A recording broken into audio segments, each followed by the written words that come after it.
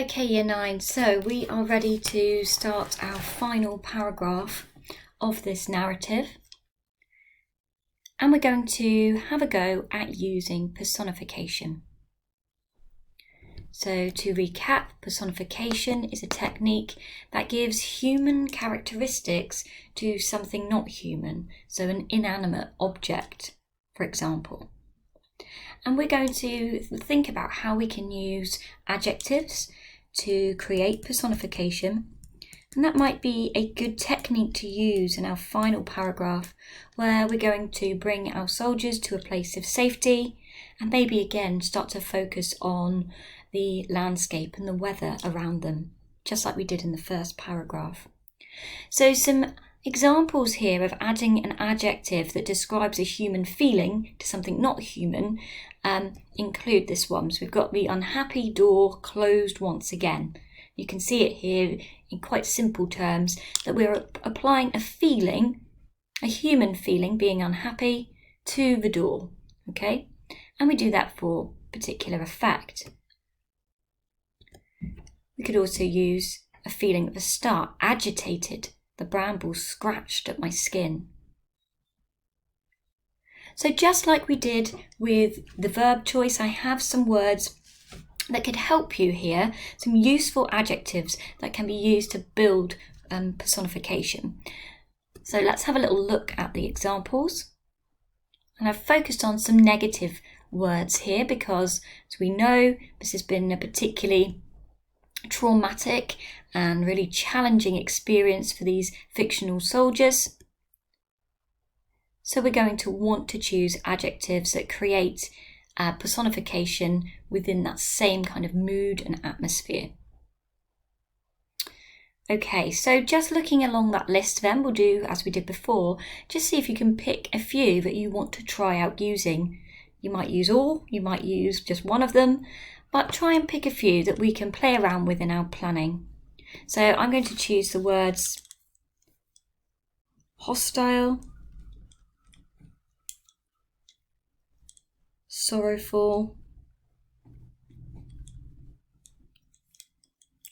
disillusioned, and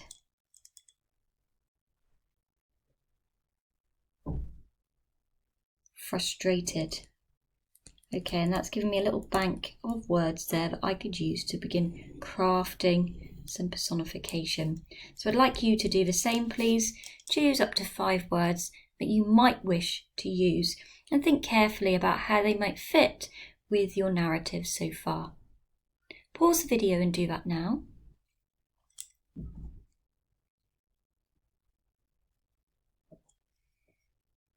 Okay, once we've done that, we're going to start thinking then about what it is. What is the non-human thing that we're going to apply these feelings to?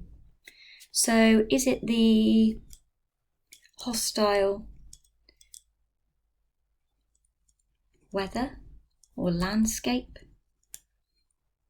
Maybe it's the wind that now sounds sorrowful. Maybe it is the time of day, the late afternoon that's disillusioned.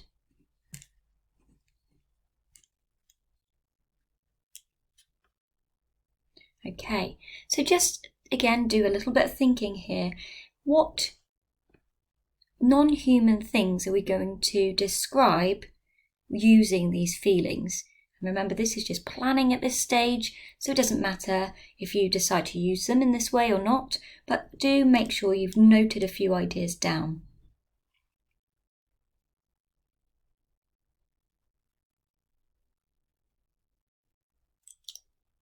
Okay, let's look at some examples then. So my first example here, I've tried to write a sentence which uses human emotions to personify the weather. You can see that I've not just included the personification, I've thought carefully about my sentence crafting as well. So it starts with a part that tells when. As the gunfire subsided and the soldiers finally reached their destination, the melancholy wind howled in grief. So can you see here how I'm trying to use that personification to create the right tone and atmosphere? Yeah, we know that the loss of life on this beach has been enormous, and these poor soldiers have really suffered something terrible. So describing the wind and the weather as being in grief and sadness is a particularly useful technique. I'd like you to pause the video and have a go at crafting a sentence of your own. Remember, you can borrow from as much as mine as you like, or create something entirely different. What you must do is use human emotions to personify the weather. Pause the video and have a go at that now.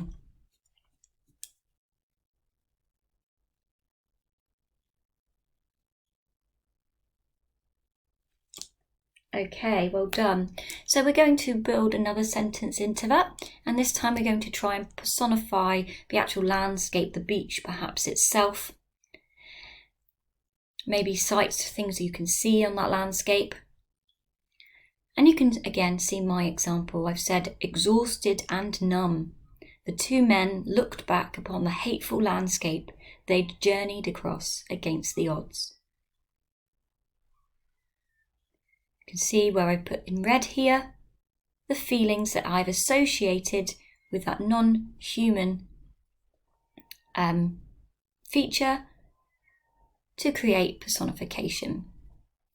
So adding to your paragraph 4, please, have a go at crafting a sentence using human emotions to personify the beach or the landscape around them. Off you go.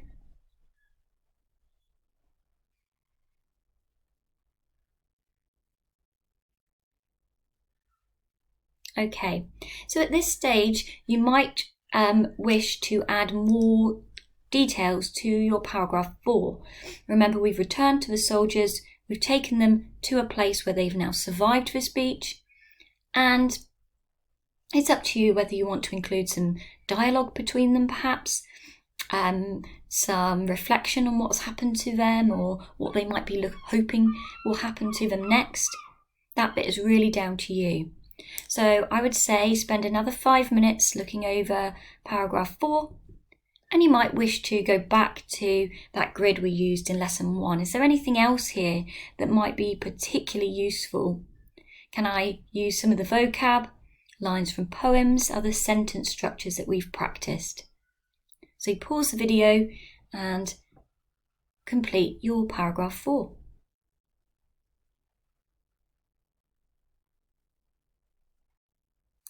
And in actual fact, this is also a really good opportunity to look back over all of the writing that you've done and see if there's anything you want to change or to tweak. If you've got time, you may wish to do a second draft, looking at what are the bits that I think were really successful and what might I like to change. To guide you in your reflection, we have our check and correct. So remember, just as important to our content is also the technical accuracy of our writing. So please make sure that you've checked consistency.